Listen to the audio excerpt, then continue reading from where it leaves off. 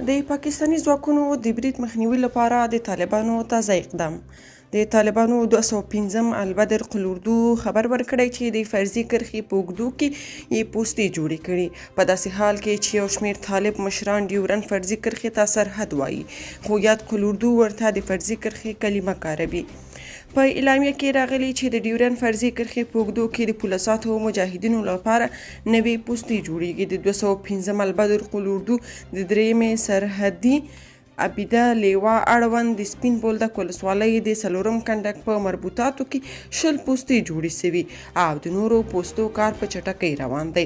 اعلامیه یې زیاته کړې چې بلخوا ځایي اوسیدونکو د افغانستان اسلامي امارت دغه کار ستایلی او وایي د نوو پوستو په فعالولو سره به د ورانکاره فعالیتونو مخنیوی وشي او د افغانستان امنیت به لا تامین شي.